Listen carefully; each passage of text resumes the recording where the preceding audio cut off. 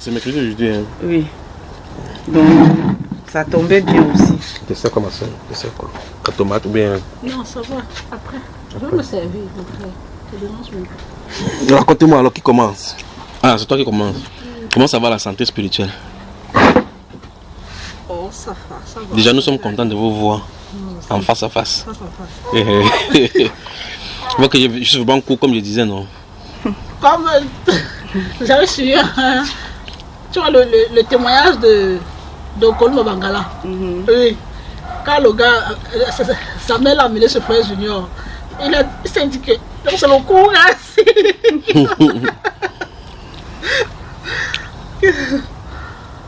Ou elle a-t-elle à quoi avoir là-dedans, je ne sais pas.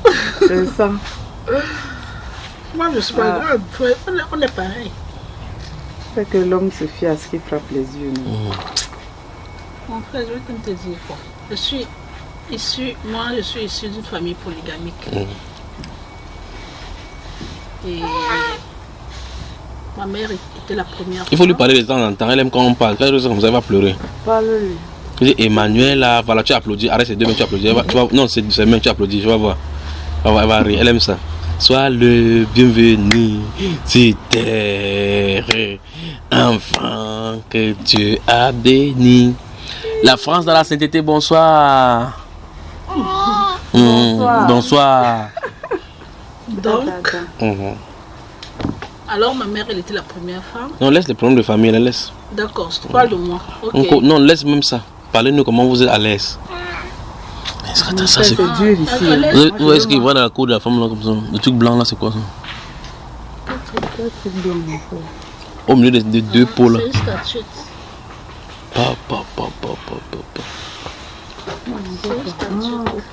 Une femme, comme une sirène. C'est une femme avec les longs cheveux. Mon frère, ça n'a pas. Toi, tu dis que C'est vrai. qu'est-ce qu'il va me dire? Attends, la sœur vient, elle va dire. La sœur vient. Quand on va aller à matinée, on va passer, on va faire un mois ici. On aura le temps de parler donc. Je voulais seulement voir votre. Avec la sœur Hélène. Elle est allée aux États-Unis manger avec la sœur qui a gros ventre. Je dis que c'est la sœur Vanessa. Vanessa n'a pas encore accouché. Elle est bien avec sa grossesse, elle est belle comme ça là. Elle ne ressemble pas à une femme enceinte. En fait, c'est toi qui m'as parlé de. Tu as suivi un enseignement. Par hasard, tu es tombé par hasard sur l'un de ces enseignements. C'était quoi? La dîme? Sur la dîme? Non, en fait, moi je suis tombée sur un enseignement qui m'a amené à suivre d'autres. Après, je t'ai dit que j'ai rencontré maintenant un vrai homme de Dieu. Voilà, c'est comme ça. Mais ce n'est pas par rapport à un spécifique quoi. On m'a parlé de Bamba Iba. Et puis j'ai commencé à suivre. Et j'ai trouvé les enseignements vraiment intéressants, édifiants et tout. Et du coup, après, je lui ai demandé le numéro de frère Junior. Il m'a donné son nom. Je crois que je lui ai envoyé un message. Voilà. Et il m'a répondu. Donc quand on est venu sur l'année dernière, vous n'étiez pas encore. On n'a pas encore suivi. Pas encore. Qui écoutait seulement. C'est elle. Et qui te dérange? Autre pays, c'est pas facile. Vraiment. C'est vrai que les voyages, C'est pas pour la prière qu'on est là, non? Ça, c'est pour la prière, disons. Non, c'est pour la prière. Je suis fatiguée de la souffrance. pour tout. Amen, non. C'est pour la prière. Vous avez dit quelque chose, non? J'ai oublié, répète. C'est ça même. Donc tu imagines qu'il va garder les choses des gens de tout le monde comme ça. Non? Donc quelqu'un doit garder sa part. Oui, quand tu entends, tu écris. Frère, je vais te poser une question un peu par rapport. Si quelqu'un n'a pas les papiers, est-ce que c'est un péché de travailler avec les papiers de quelqu'un d'autre? Bon, il te répond la même question. Tu vois que c'est juste. Si tu vois la police ou bien n'importe quoi, tu peux montrer ce papier que c'est pour toi. Non, pas. Tu montres et puis la police ne demande pas que c'est pour toi, c'est pas pour toi. Non, c'est question de demande. Tu dis quoi? Que c'est pas pour toi. Que c'est pas pour toi? Je sais pas. Non, réponds un peu. Soyons clairs. Soyons clairs. Voilà. Ou bien c'est un âge Ces papiers-là portent le nom de quelqu'un. Un âge te rencontre l'autre. On t'appelle Chantal. Tu dis oui. Et si c'était Amélie qui suit le document, quand on arrive dans le lieu, on dit qu'Amélie, tu dis quoi?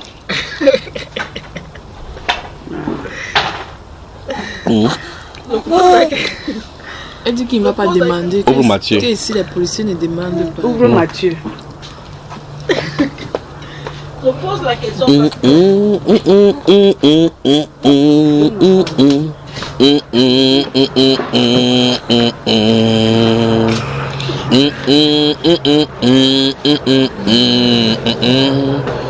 La France dans la sainteté, bonsoir. Bonsoir, frère Julien. Bonsoir ici à Tremblay. Donc, on va faire ça en direct. Ça, c'est l'avion qui passe là. On est à côté de l'aéroport. On va répondre à la question, les faux papiers, doit-on l'utiliser? D'accord. On répond aux questions, le faux papier, doit-on l'utiliser? Est-ce que c'est normal? D'accord. Que le Seigneur vous bénisse. Alors on prie d'abord, d'accord? C'est vous qui priez. Seigneur, nous te sommes reconnaissants pour ces moments merveilleux ici en France. Merci pour nos soeurs bien-aimées qui sont venues et pour celles qui encore sont en route. Seigneur, je prie au Dieu que tu nous gardes, que tu les gardes, que tu nous bénisses, que tu les bénisses. Que tu nous accordes, Seigneur de gloire, ce dont nos cœurs désirent pour ta gloire. Et je prie au Dieu de gloire que tu rencontres chacune des personnes ici et celles qui viendront, Père de gloire, dans la mesure de la foi que tu as manifestée à l'heure. Je prie au Père que tu nous combles de toutes tes grâces et toutes tes bontés. Purifie nos cœurs et donne-nous de vivre au Dieu de gloire sans tache ni rideau devant de toi. Au nom du Seigneur Jésus-Christ. Amen. Amen. Donc nous allons répondre à la question. Comme dans votre pays ici, il y a... C'est curieux. On va sans sentiment. Tu ne vois pas. On passe sans sentiment. Et donc là maintenant, on doit examiner les Saintes Écritures. Les Saintes Écritures. Vous avez des choses pour noter? Oui. Manifestement, quand vous posez la question, on voit effectivement que beaucoup de personnes travaillent en Europe avec le papier des autres personnes. Vous voulez quoi? Un stylo ou bien? La pochette est où? On peut commencer. Vous notez thème, faux papier pour travailler. Nous sommes le 17, mercredi 17 octobre. On va aller doucement. Voilà. Le thème c'est faux papier pour travailler. On pose la problématique déjà. Beaucoup de personnes se trouvent en situation irrégulière dans votre continent. La sécurité et le système est fait verrouillé de telle enseigne que pour travailler, il faut que qu'il y ait la sécurité sociale, ainsi de suite, les numéros sociaux aux États-Unis, comme le cas des États-Unis, ainsi de suite. Il faut que vous soyez normalisé dans le cadre de la société. Contrairement à l'Afrique où chacun peut faire son petit métier, travailler comme il veut, n'importe où. La question c'est, est-ce que c'est normal pour quelqu'un, enfin pour un chrétien, de travailler avec le papier qui porte le nom d'une autre personne? Nous allons répondre à la lumière des Saintes Écritures. Notez Matthieu chapitre 7. Matthieu chapitre 7, regarde Emmanuel Américain. Matthieu chapitre 7. Matthieu chapitre 3. Commençons par le Matthieu chapitre 3.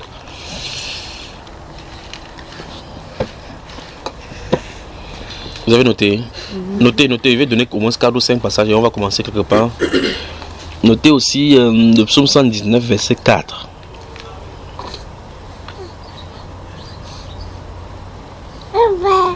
Matthieu chapitre 5.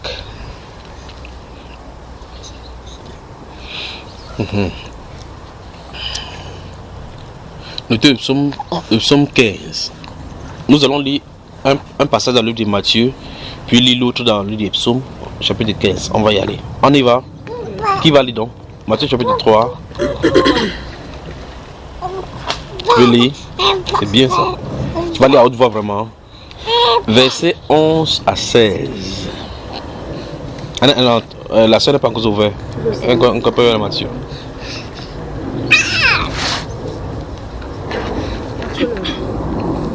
Allons-y. Matthieu chapitre 3, verset 11 à 16.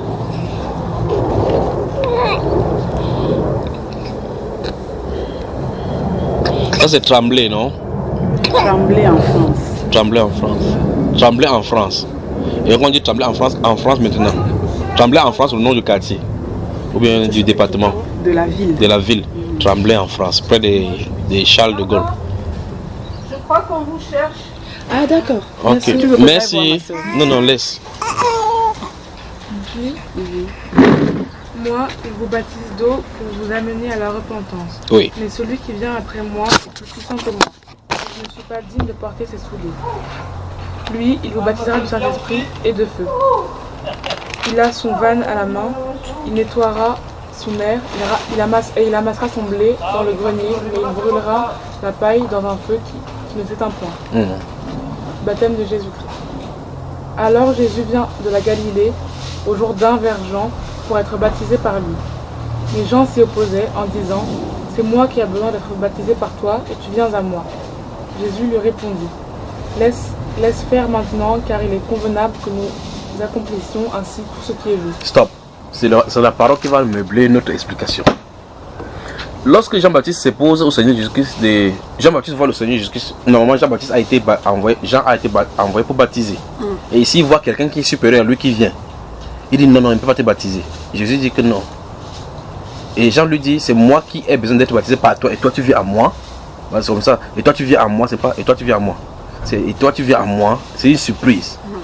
Jésus dit que laisse. Il est convenable. Laisse donc faire maintenant. Car il est convenable que nous faisons tout ce qui est quoi? Tout ce qui est juste. Tout ce qui est Juste. Allons-y encore. Il est convenable.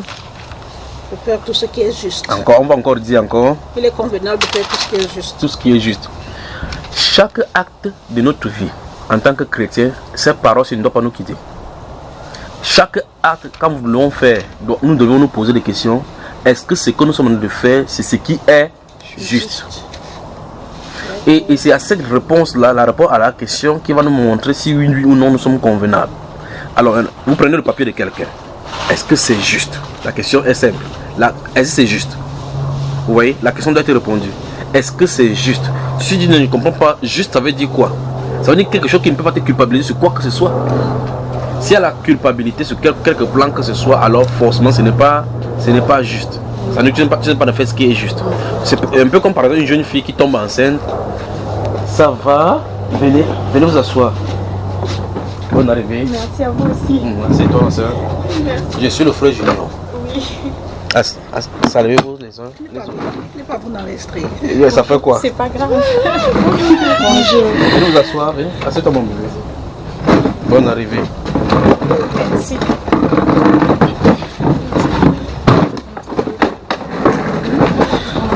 J'en veux aussi, mais s'il te plaît. On venait juste de commencer comme ça. Il n'y a pas de problème.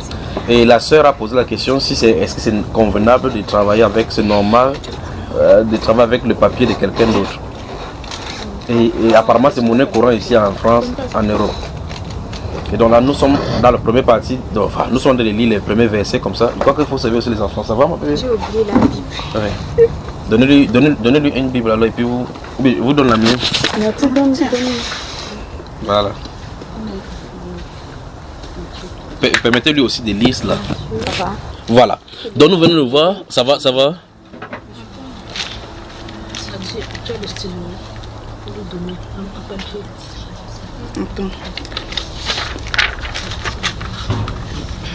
Est-ce qu'elle pourra noter avec l'enfant?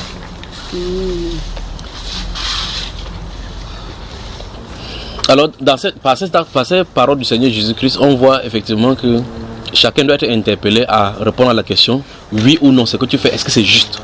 Mais la question c'est juste devant qui? Parce que vous allez poser cette question-là, quelqu'un va vous dire devant l'État, et même l'État est un voleur. Il va te donner une panoplie de choses que l'État fait qui n'est pas normal. Mais il y a un seul justicier qui doit justifier tout le monde, c'est Dieu. La question c'est est-ce que c'est juste comme acte? D'accord? On peut continuer, n'est-ce pas? Mais gardez le doigt dans ce livre de Matthieu, on va y revenir maintenant. Lisons le psaume 100. Non, prenons le psaume 15.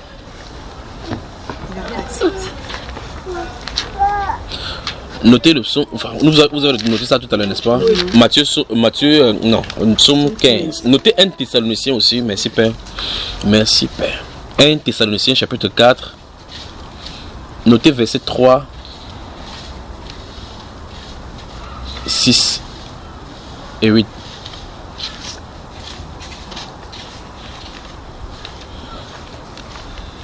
Est-ce que c'est normal de travailler avec le papier qui porte le nom d'une autre personne? Puis encore, il y a des gens qui fréquentent avec d'autres. Il y a des gens qui prennent les diplômes d'autres personnes pour aller composer, pour aller chercher du travail, ainsi de suite. Alors, dans le psaume 10, qu'est-ce qu'il dit? Le psaume 15, c'est ça? Le psaume 15. Psaume 15. Tu peux lire, ma chère? Ô Éternel, qui séjournera dans la tente. Permets que celle-ci puisse ouvrir.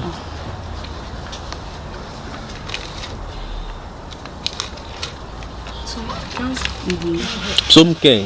Ô Éternel, une question est posée et la question doit être répondue. Donc on pose la question, on a de poser la question, ceux qui vont séjourner, ceux qui vont habiter, s'ouvrir dans la maison du Seigneur. D'accord? Oui. Allons-y. Ô Éternel, qui séjournera dans ta tente, qui demeurera sur ta montagne sainte, celui qui marche dans les... Là maintenant c'est la réponse. Parce que la première partie c'est la question. Maintenant on a de répondre à la question. Donc, en fait il y a deux voix là-bas. Il y a une voix qui pose la question, c'est quelqu'un qui pose la question à Dieu et Dieu a donné la réponse. Donc voici la réponse de Dieu maintenant. Oui. Celui qui marche dans l'intégrité, qui pratique la justice. Stop. Non, courons pas. Dieu a d'énumérer les gens qui vont séjourner chez lui. Il est celui qui marche dans l'intégrité. Notez le mot intégrité et vous allez travailler là-dessus. C'est quoi marcher dans l'intégrité? Dans le livre de Genèse, Dieu va dire à Abraham, marche devant moi, sois intègre. Vous voyez cela, n'est-ce pas? C'est quoi l'intégrité? Dans le livre de Job, on voit effectivement comment Job était un homme intègre. Vous allez voir effectivement ce que Dieu appelle par être intègre. Maintenant ici, il dit que, en répondant, il dit, c'est celui qui marche dans l'intégrité. Et quoi encore? Qui pratique la justice. Bon, maintenant, qui pratique la justice. Donc ça veut dire que tu vis la justice. Merci Père. Notez le Ésaïe chapitre 59, verset 10 à 17. Mais c'est terrible. Terrible. Alors, il dit celui qui pratique la justice. Posons-nous chaque fois la question. Et chaque fois que ces versets nous fait revenir dans la question qui nous concerne. Est-ce que la personne qui prend le papier, le document de quelqu'un pour travailler avec une autre personne, à la place d'une autre personne ou bien dans un autre emploi, est-ce que cette personne-ci est en train de pratiquer la justice? Sur le plan humain, sur le plan de votre justice ici, si on arrête cette personne-là, qui ne rend-il pas le problème? Et celui qui travaille, et celui qui travaille, dont on utilise le nom pour travailler, ils seront condamnés.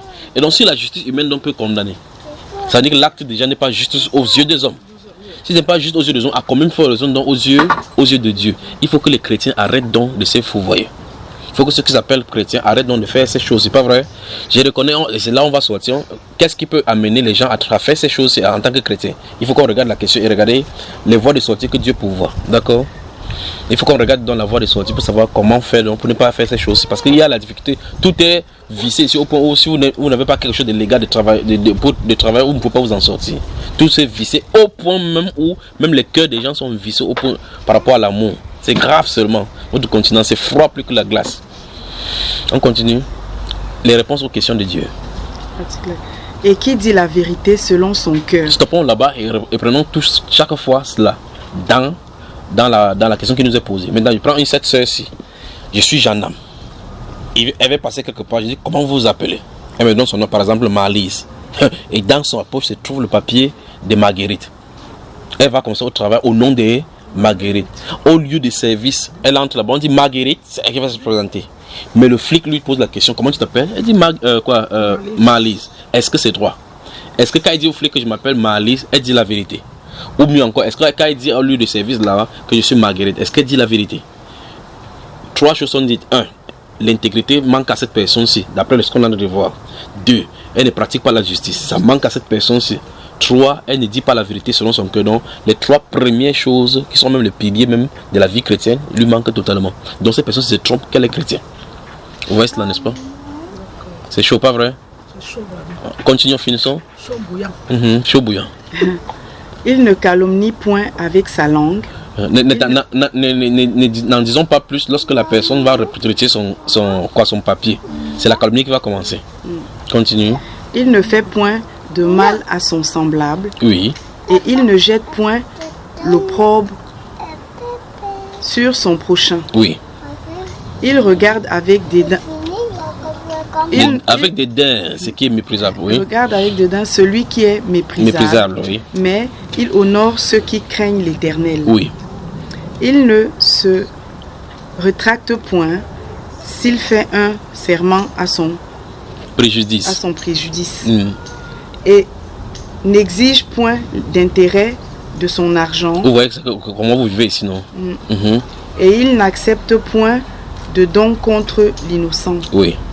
Celui qui se conduit ainsi, c'est Dieu qui signe comme ça. Ne chancelle point. Oui. Jamais. Celui qui fait ainsi là, celui qui agit ainsi. Voilà donc les 15 choses que Dieu a énumérées là-bas que les gens doivent faire pour pouvoir se retrouver chez lui. On peut faire maintenant un paragraphe, puisque nous sommes dans le livre des Psaumes. Ouvrons le chapitre 119. Vous avez noté ça tout à l'heure, non? Psaume 119, rapidement, puis on va y revenir.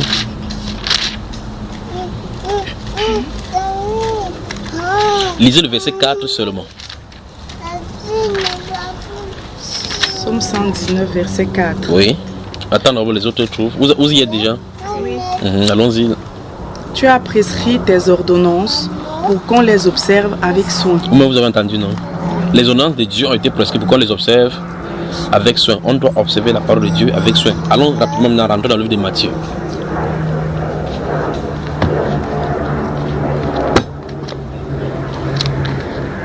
On y va. Matthieu. Commençons au chapitre 5. Je vous ai donné le chapitre 5, chapitre 3 aujourd'hui, chapitre 5, chapitre 7. Commençons au chapitre 5. Lisons le verset 1 et arrêtons au verset 16. Qui va lire alors? Est-ce qu'elle va aller à haute voix? Jean chapitre 5. Matthieu chapitre 5. Ça c'est la fatigue là. Voyant la foule, Jésus monta sur la montagne et après qu'il se fut assis, ses disciples s'approchèrent de lui. Oui. Si quelqu'un te force à faire 1000, fais-en 2 avec lui. Donne à celui qui te demande et ne te détourne pas de celui qui veut emprunter de toi. Oui. Vous avez appris qu'il a été dit, tu aimeras ton prochain et tu haïras ton ennemi. Mais moi, je vous dis, aimez vos ennemis, bénissez ceux qui vous maudissent, faites du bien à ceux qui vous haïssent et priez pour ceux qui vous maltraitent et qui vous persécutent. Afin que vous soyez fils de votre Père qui est dans les cieux, car il fait lever son soleil sur les méchants et sur les bons. Et il fait pleuvoir sur les justes et sur les injustes. Si vous aimez ceux qui vous aiment, quelle récompense méritez-vous? Les publicains... Tu y es, ma soeur? Toi, tu es où là? Tu es trop forte. Tu es trop forte. Non. Elle n'est pas sur le bon. Mais si. Tu lis quoi? Non, tu n'étais pas à la bonne page. Tu lis quoi, ma Tu soeur? as commencé la bonne, mais après tu es allé tout de suite c'est pas la bonne page. Allons-y. Matthieu chapitre 5, lis à partir du verset 1. Allons-y. Voyant la foule, Jésus monta sur la montagne et après qu'il se fut assis, ses disciples s'approchèrent de lui. Continue la lecture. Puis, ayant ouvert la bouche, il les enseigna et dit: Heureux les pauvres en esprit, car le royaume des cieux est à eux. Heureux les affligés, car ils seront consolés. Heureux les débonnaires, car ils hériteront de la terre. Heureux ceux qui ont faim et soif de la justice, car ils seront rassasiés. Heureux les miséricordieux, car ils obtiendront miséricorde. Heureux ceux qui ont le cœur pur, car ils verront Dieu. Heureux ceux qui procurent la paix, car ils seront appelés fils de Dieu. Heureux ceux qui sont persécutés pour la justice, car le royaume des cieux est à eux. Stoppons là-bas. Si cette personne s'est persécutée, il va prier en disant qu'on a été persécuté à cause de la justice. Est-ce que cette personne c'est qui travaille avec le faux papier? Est-ce que cette personne-ci, si elle est persécutée, ou bien mise en prison, ou bien mise en examen, et qu'il y a des juges d'instruction qui s'insurgent contre sa façon d'agir, est-ce que cette personne est persécutée à cause de la justice ou bien à cause de l'injustice? De l'injustice. Au verset 8, il dit: heureux ceux qui ont le cœur pur. Heureux ceux qui ont le cœur pur. Est-ce que cette personne a le cœur pur? Donc il ne verra pas. Il ne verra pas dire. Chaque fois quand vous lisez la Bible, essayez de voir le contraire de verset. On dit heureux ceux qui ont le cœur pur. Dans le livre de Somme que nous avons lu tout à l'heure, on a vu effectivement que cette personne qui travaille avec le papier d'autrui ne dit pas la vérité selon son cœur. Donc son cœur est impur. Et par conséquent, il ne verra pas Dieu. Donc malheureux ceux qui n'ont pas le cœur pur, parce qu'ils ne verront pas Dieu. C'est le contraire de verset 8 du chapitre 5 de Matthieu. N'est-ce pas? Maintenant, sautons, allons au verset 13, 14, 15 et 16 rapidement. Vous êtes le sel de la terre, mais si le sel perd sa saveur, avec quoi la lui rendra-t-on? Stoppons là-bas. Prenons cette personne-ci qui travaille avec le document d'une personne qui se trouve dans un lieu de service avec quelqu'un qui vit dans le péché ou dans un autre péché quelconque. Cette personne-ci qui travaille avec le péché, ma soeur, bien bonne arrivée, nous sommes en train de travailler la question. Elle a posé la question de savoir est-ce que c'est normal qu'une personne travaille avec le papier d'une autre personne? Est-ce que c'est biblique? Donc il profite pour répondre ça de façon générale, pas vrai? Elle aurait souhaité comme on dit non, oui, et on quitte là-dessus. Mais il faut que le verset biblique puisse appuyer cela, d'accord? Alors donc, dans cette somme que nous avons lu, on nous voit effectivement que cette personne-ci n'est pas pure. Et donc ici, Dieu nous dit que vous êtes le sel de la terre. Si le sel perd, ça va avec quoi le rendra-t-on? Maintenant, cette personne-ci travaille avec le papier de quelqu'un. Nous venons de voir que la personne 1 ne vit pas dans l'intégrité, ne pratique pas la justice et ment selon son cœur. Pas vrai? Est-ce que cette personne-ci est digne de prêcher à quelqu'un que Jésus-Christ aime? Non. Où est-ce qu'il en est, n'est-ce pas? Il n'est pas le sel de la terre, il a perdu sa saveur. Parce qu'en réalité, le chrétien doit prêcher par sa propre vie d'abord. C'est la vie chrétienne qui prêche. L'expression porter la Bible comme ça pour marcher avec, ça ne sert absolument à rien. Parce que dans la bibliothèque de Satan, ça se trouve. Tous les versets bibliques se trouvent là-bas. Ça ne fait pas que ce monde-là soit un monde saint. La sanctification doit commencer à l'intérieur de notre cœur. Et la Bible déclare dans le livre de 1 Pierre, il dit que conduisez-vous avec circoncision pendant le temps de votre pèlerinage. Soyez saints dans toute votre conduite. C'est pas ce qui est écrit. Alors, quelqu'un qui prend le papier pour vivre, le papier de quelqu'un d'autre pour vivre avec de cela, est-ce que cette personne-ci, c'est une conduite sainte, ça? Donc, tout tourne pour montrer que c'est le péché. Donc, quelqu'un qui travaille avec le papier d'une autre personne, c'est le péché, quel qu'en soit le cas. Quel qu'en soit ce que la personne peut justifier, c'est un péché. On avance? Oui. Vous êtes là? Heureux serez-vous lorsqu'on vous outragera, on vous persécutera et qu'on dira faussement de vous toutes sortes de mal à cause de moi. Oui, effectivement, que là-bas on ne peut pas dire de mal à cette personne, parce qu'en fait, c'est pas à cause de Jésus. Parce que Jésus, notre Seigneur, c'est la justice. Christ, notre Seigneur, est la justice. Et donc, il ne peut pas avoir l'injustice. En lui, il ne peut pas avoir même temps une partie d'injustice. Donc, quelqu'un qui se représente de Jésus, c'est dire, être issu de Jésus, se doit de marcher dans la justice, dans la voie de la justice. Et par conséquent, donc, s'il porte cet attribut-là, Jésus-Christ doit faire tout et tout pour qu'on le châtie. Pour qu'il ne prenne pas part au châtiment du monde. Continue, ma chère. Réjouissez-vous et soyez dans l'allégresse parce que votre récompense sera grande dans les cieux, car c'est ainsi qu'on a persécuté les prophètes qui ont été avant vous. Verset 16.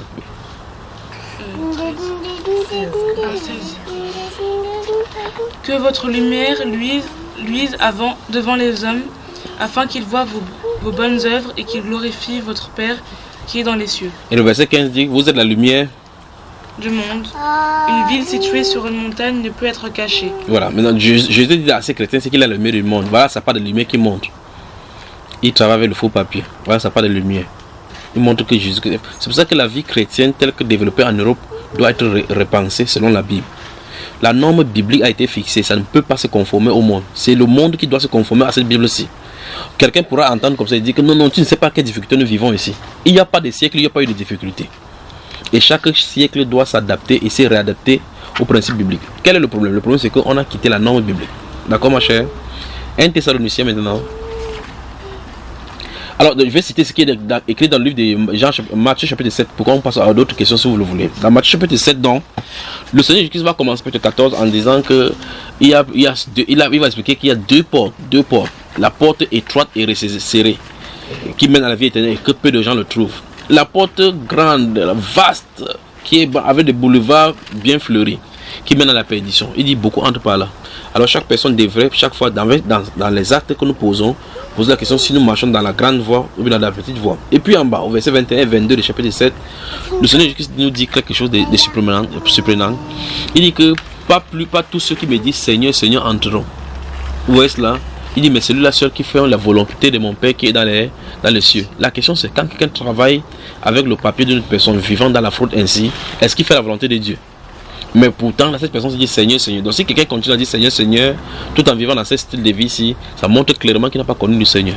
Puisque le jour là, le Seigneur Jésus-Christ dira, éloignez-vous de moi, vous qui commettez, dans la vie de pratique, vous qui commettez l'iniquité. 1 Thessaloniciens. Dans le chapitre 4 de 1 Thessaloniciens, verset 3, il dit c'est que Dieu veut, en exprimant sa volonté, comme vous venez de voir maintenant, c'est que Dieu veut. Vous y êtes? Vous avez vu le verset 3, n'est-ce pas? ce que Dieu veut. Donc c'est l'expression de sa volonté. Maintenant, lisez ce que Dieu veut en continuant maintenant au verset 6. Ce que Dieu veut. Verset 6 dit quoi? Verset 6 de 1 Thessaloniciens chapitre 4. Ce que Dieu veut, c'est que personne n'use envers son père, envers son frère, des fraudes et des cupidités dans les affaires. Parce que le Seigneur tire vengeance de toutes ces choses-là, n'est-ce pas? Maintenant, il dit ce que Dieu veut. C'est que quoi? C'est que personne n'use des fraudes et des cupidités dans des affaires. Voici une affaire maintenant de travail. Voici quelqu'un qui utilise des fraudes pour pouvoir utiliser, parce que la cupidité c'est cet amour de l'argent là. Maintenant nous voici maintenant et que le Nouveau Testament dit clairement que ce que Dieu veut c'est que personne n'use des fraudes. Ces chrétiens ici qui ont de vivre avec le papier, c'est vivre dans la fraude, oui ou non? Est-ce qu'on doit faire comme ça? Non. Alors qu'est-ce qu'il faut donc faire? Il faut vivre dans la justice. Maintenant, normalement pour être juste maintenant, il faut confesser cela devant les autorités. Ouais, là où Satan a entraîné les gens à s'attacher, normalement, pour être dans la norme, tu dois aller devant la justice te livrer. C'est la norme là-bas. Il faut aller devant la justice livrée. Vous dites, allez dire que j'ai volé, que j'ai travaillé comme ça. Tu dis oui. Pourquoi? On t'arrête, on te renvoie dans ton pays, tu confirmes que la fraude n'est pas bien. Vous savez, une année quand j'étais à l'université, il y avait un garçon qui avait pris la lumière quelque part. Il ne payait pas. Là-bas dans la zone de l'université, il n'y a personne à le compteur. Il a distribué la lumière au moins dans 15 maisons. Il devient comme un distributeur de lumière où il collectionne l'argent pour prendre. J'étais étonné. Il est venu me voir, il croit que je vais dire la Bible en tordant. Il dit, ça fait combien de temps tu le fais? Il dit 10 ans. Et je dis que tu es un prisonnier ambulant.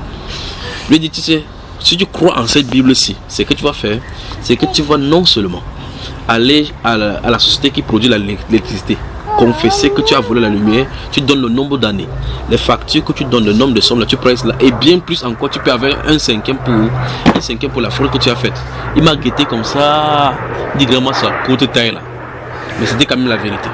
À cause de ça, il est parti. Il dit qu'il n'y a pas de problème, je t'ai dit la vérité.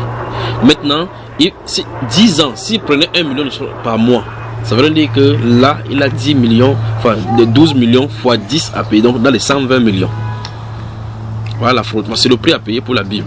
Il faut restituer. Il y a la restitution.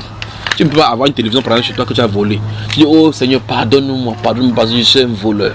Après tu t'achètes sur cette télévision, tu viens de le voir. Le jour où on te pose la question que la télévision, si tu as pris ça, tu vas dire quoi? Tu vas dire que je l'ai pris ou bien je l'ai volé. Qu'est-ce que tu diras? Vous me suivez, n'est-ce pas? Donc supposons que vous avez une paire de choses que vous avez volées. Parce qu'il y a des femmes qui volent. Elle va chez sa camarade comme ça, elle voit quelque chose, elle prend dans le sac. Vous savez qu'on appelle le sac quoi? Fou quoi? Fou tout. Donc n'importe quoi que ça peut prendre, on met dedans. Elle voit quelque chose qui lui plaît. S'il demande ça à Chanceline, elle n'a pas mis de prend pas dedans.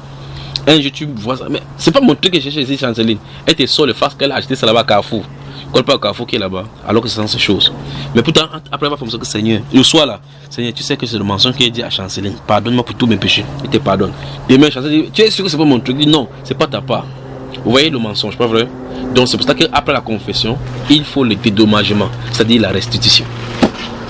Donc ça veut dire que cette personne-ci doit non seulement restituer le papier, mais confesser cela pour être en règle. Non seulement confesser, restituer l'argent qu'elle a gagné durant tout ce temps-là. Voilà la norme, c'est la norme biblique. Restituer l'argent là. C'est-à-dire, en clair, acquis des droits. Ça veut dire qu'à l'État, tu vas vers l'État, tu confesses en disant que j'ai travaillé pendant 5 ans avec le papier de X. Voici l'argent qui est perçu, tu dois donner. Non seulement tu donnes ça, si c'est 10 000 euros, tu finis de donner 10 000 euros, tu donnes le 1/5 de 10 000 euros encore. Et la personne qui a donné le papier. Même la personne est dans la fraude. Là, c'est pas normal qu'il fasse comme ça, pas vrai? Si on suit la Bible, c'est comme ça. Mais si vous laissez sur la Bible jusqu'à un certain niveau, vous dites seulement comme mon ami, prends ton papier. Seigneur, il te demande pardon et tu arrêtes. Là, c'est jusqu'à un niveau. Mais si tu vas aller au niveau où tu veux qu'on fasse tout ce qui est juste, c'est comme ça que ça doit être. Imaginez combien de chrétiens sont coupables. Pas vrai? N'en parlons pas des pasteurs qui vivent comme ça là, ici. C'est très grave. Mes soeurs, l'autre question, ce n'est pas bon ou c'est quoi? Non, c'est... Voilà, on peut continuer. Maintenant, regardez. Il dit c'est que personne n'use des fraudes et des cupidités dans des affaires parce que le Seigneur tire vengeance de toutes ces choses comme nous allons dire.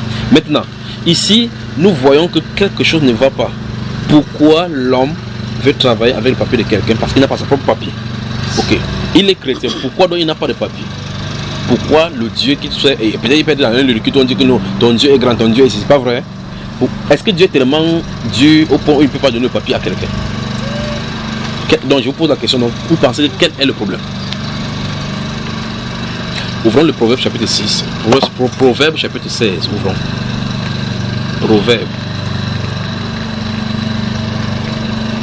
Proverbe. Vous étiez dans les psaumes tout à l'heure là. Vous y êtes dans Proverbe. Ça va? Normalement, c'est le verset 7 qui nous intéresse. Normalement, c'est le verset 7 qui nous intéresse du Proverbe chapitre 16. Mais lisons des versets 1 jusqu'au verset 7. La sœur Kelly de France. La France de la sainteté, bonsoir.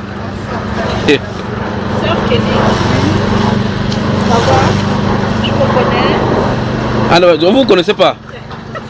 Non, levez-vous, vous saluez d'abord. Comment vous ne connaissez pas? C'est la sœur Natoucha. Sœur Kelly, on a parlé au téléphone. C'est elle, voilà.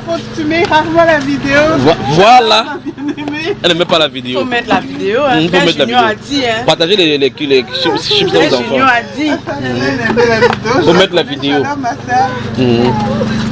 Maintenant tu dis Shalom ma soeur, tu passes, tu la connais aussi? Non. Pose-lui la question.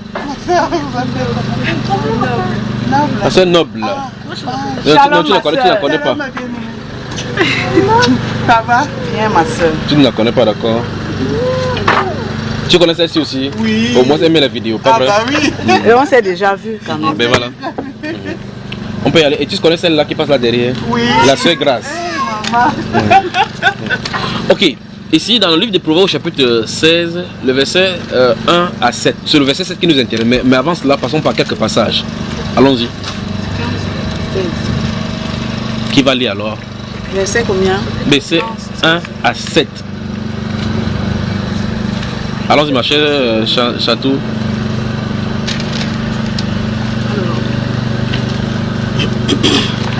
Les projets que forme le cœur dépendent de l'homme. Oui. Mais la réponse que donne la bouche vient de l'Éternel. Arrêtons-nous là-bas. Quand vous lisez ce genre de verset, vous comprenez ce que la Bible dit. Vous voyez ce qui est écrit là? Il y a des fois où vous lisez la Bible, vous allez dire soit la Bible est fausse, ou bien c'est Dieu qui blague avec nous. Voilà, mais pourtant c'est vrai. Les projets que forme quoi? Le cœur viennent de l'homme. Mais la réponse qui donne la bouche, donc ça veut dire que Dieu contrôle même ta bouche pour dire c'est le choix que tu dois faire. Alors est-ce que donc nous pouvons comprendre que Dieu a intérêt, nous on a intérêt à garder notre cœur bien pur pour que Dieu puisse s'exprimer au travers de nous pour faire de bons choix? Là est la question. Quand on a déjà le cœur impur, Jésus, notre Seigneur, dit dans Matthieu chapitre 15 que c'est de l'intérieur qui vient des mauvais désirs, les fraudes, les cupidités, toutes ces choses-là, ça vient de l'intérieur et c'est ça qui souille l'homme. Donc si quelqu'un a un cœur comme ça, ce qui sortira sera contrôlé par Lucifer. Par conséquent, des gens ont leur destinée contrôlée par Satan sans qu'ils ne s'en rendent compte. Ils prennent donc quoi? Les mauvaises décisions. Continuons la lecture. Toutes les voies de l'homme sont pures à ses yeux. N'est-ce pas que celui qui a le papier pense que c'est normal? Non, non, Dieu va comprendre, pas vrai? Tu vas comprendre que c'est dans les difficultés. Il ne sait plus à ses yeux. Donc pour lui, à son niveau standard, il croit qu'il n'y a pas de problème. Continuons. Mais celui qui pèse les cœurs, pèse les esprits. Oui, les esprits, oui. C'est l'Éternel. Oui. Recommande à l'Éternel tes œuvres. Oui. Et tes projets réussiront. Alors souligner ça, voilà donc le point de sortie.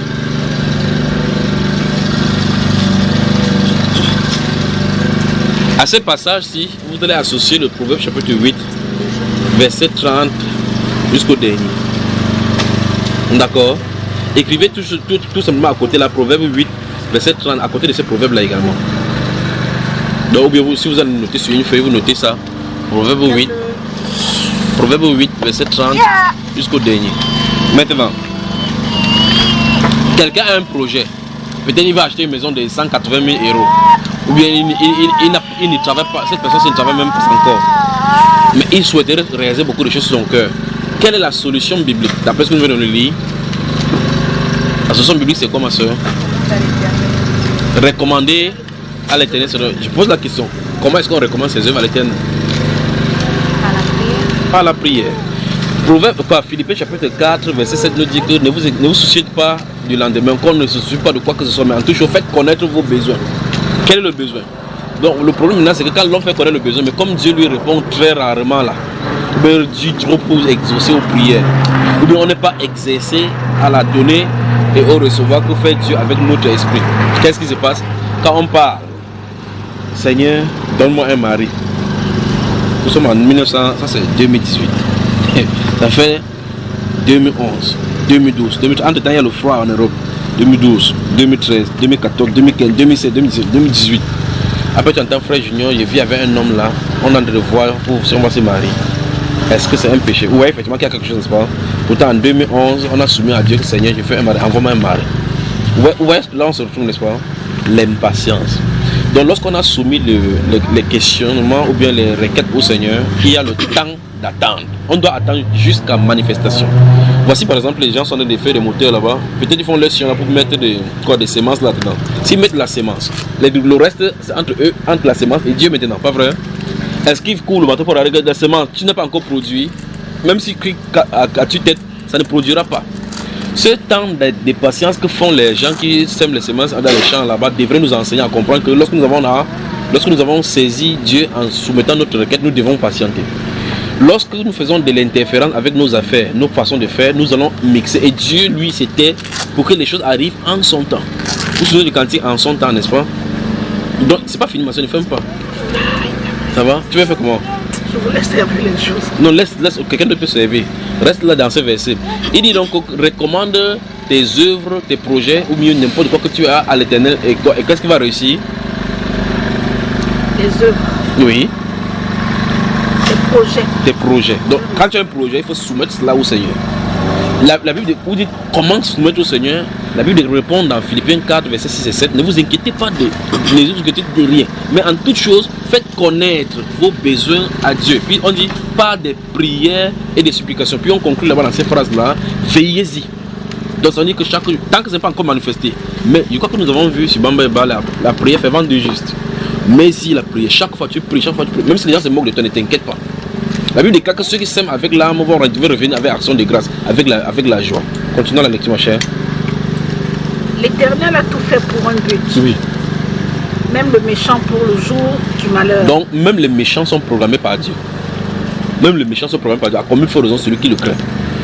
Puis, tout cœur hautain est en abomination à l'Éternel. Oui. Certes, il ne restera pas impuni. Par la bonté et la fidélité,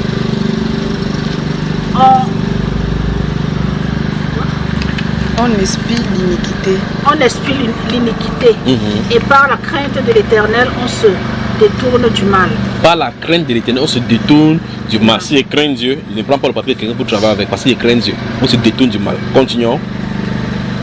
Quand l'Éternel approuve les voies d'un homme, oui, il dispose favorablement à son égard, même ses ennemis. C'est bon. Donc, le but maintenant, c'est d'être sous la grâce de Dieu. Le but maintenant, c'est d'être que la miséricorde, la faveur de Dieu soit sur toi.